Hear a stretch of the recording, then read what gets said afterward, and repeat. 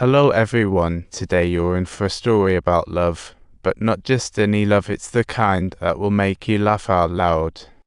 Eunxi's love is as sweet as bubble tea, intoxicating enough to make Lao Huang realize that maybe the future can still be a bit wild. Facing death, Lao Huang feels like a little deer caught in headlights, but he eventually accepts Eunxi's proposal, feeling like he just got paroled.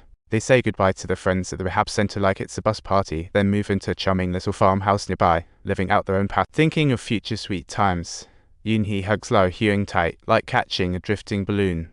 At that moment, he feels blissful, like he just scored extra ice cream.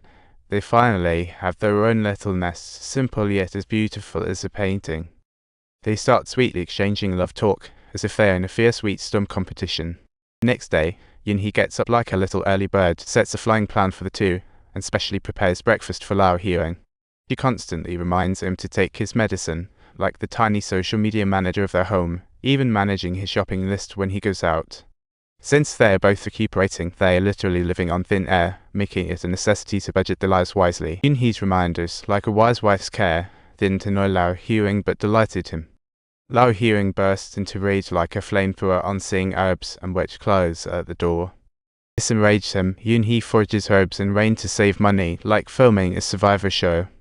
Knowing Eunxi's weak condition, Lao Huang feels like an angry kitten, ready to explode at any moment. He knows that for normal people it's just a little sickness, but for Eunxi it could be a full-blown disaster. Sure enough, at nightfall, Eunxi runs a high fever, coughing as if competing musically with the surrounding air. In this serious situation, Lao Huang hurriedly carries Eunxi like it's a love marathon, racing to the hospital. Luckily, Eunxi is fine after being treated in time, while Uncle Yang sits there like a spectator, offering no help at all. Eunxi smiles softly and asks Lao Huang, "Were you worried about me? Afraid I might kick the bucket?"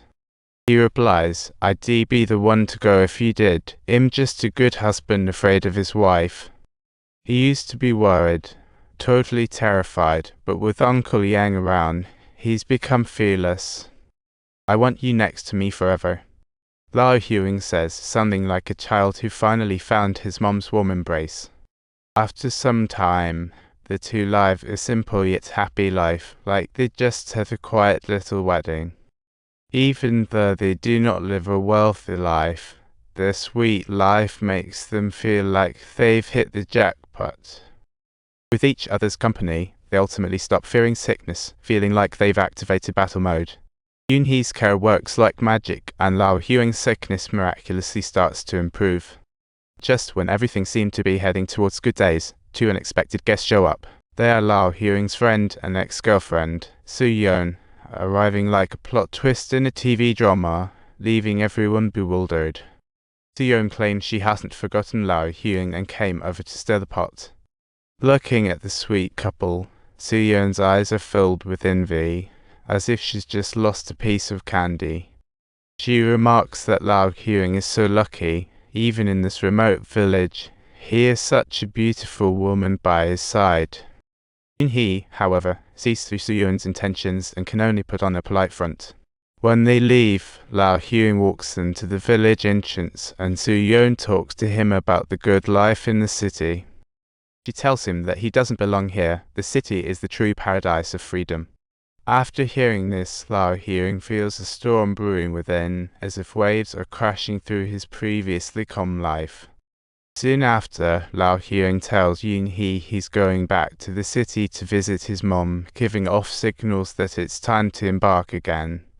Eunxi notices the change in Lao Huang and doesn't stop him. She prepares his luggage like a hiker ready for depart. After giving Lao Huang a reluctant hug, Eunxi watches him leave, feeling like she's just released a little bird. Although she feels a nagging bad omen, she can only watch him go, like a boat that has lost its direction. Once Lao Huang returns to the city, he transforms entirely, his mindset leveling up like he hopped on the City Express train. He doesn't go to see his mom as scheduled. Instead, he shows up at his friend's bar, as if invited to a joyous party. The friend warmly invites Lao Huang to run the new bar and mentions retirement pension's pure temptation. Following that, Lao Huang visits Su-yeon's place, and after a few drinks, her gentle charms are hard for him to resist. Meanwhile, Eunxi waits at home like a little girl anxiously awaiting a delivery, hoping for good news. Unbeknownst to her, Lao Huang has long since sunk into Su-yeon's warm trap, delighting in the glamorous past. He doesn't call Eunxi again, as if the girl who changed his fate has been forgotten in the dark corners of time. After losing contact with Huang, her bad feeling deepens like a night sky devoid of stars. She calls Huang countless times, her fingers getting tired from leaving messages, until she's left with no choice but to send a longing email. Huang receives all the calls and messages but intentionally chooses to go off the grid, as if playing a game of now you see me, now you don't. He even made Soo-yeon claim he was seriously ill, leaving Eunxi waiting daily for Huang's return like a princess for her prince.